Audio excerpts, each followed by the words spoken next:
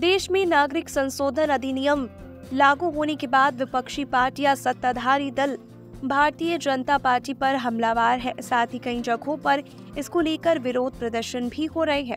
मामले पर केंद्रीय गृह मंत्री अमित शाह ने मंगलवार को आश्वासन दिया कि सीएए में किसी की भी नागरिकता छीनने का कोई प्रावधान नहीं है। उन्होंने कांग्रेस और अन्य विपक्षी दलों पर नए कानून को लेकर भ्रम फैलाने का आरोप लगाया, जिसकी वजह से केरल और असम में प्रदर्शन शुरू हो गए।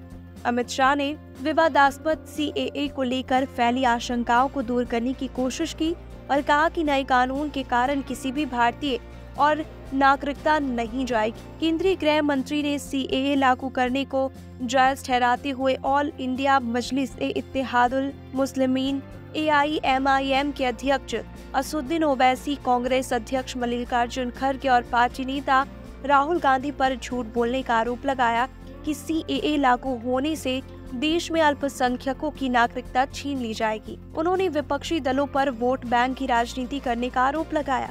वहीं केंद्रीय गृह मंत्रालय ने एक बयान जारी कर कहा कि भारतीय मुसलमानों को चिंता करने की कोई जरूरत नहीं है, क्योंकि सीएए उनकी नागरिकता को प्रभावित नहीं करेगा और इसका उस समुदाय से कोई लेना देना नहीं है जिसे अपने हिंदू समकक्षों के समान अधिकार प्राप्त है। हैदराबाद में बीजेपी के बूथ कार्यकर्ताओं की सभा को संबोधित करते हुए अमित शाह ने सीएए को लेकर अफवाह फैला रहे लोगों पर निशाना साधते हुए कहा कि यह कानून नागरिकता प्रदान करता है, छीनता नहीं है। उन्होंने कहा, मैं इस देश के अल्पसंख्यकों को बताना चाहता हूं कि सीएए के कारण देश के किसी भी नागरिक की नागरिकता नहीं जाएगी। सीएए एक ऐसा कानून है जो नागरिकता प्रदान करता है, ना कि नागरिकता छीनता है।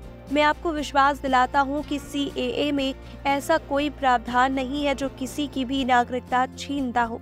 बीजेपी सोशल मीडिया स्वयंसेवकों की एक बैठक को संबोधित करते हुए अमित शाह ने आरोप लगाया कि कांग्रेस पार्टी ने तुष्टीकरण और वोट बैंक की राजनीति के कारण सीएए का विरोध किया है। उन्होंने सीएए लागू करने को जायज ठहराते हुए कहा, हमने कहा था कि हम सीएए लाएंगे।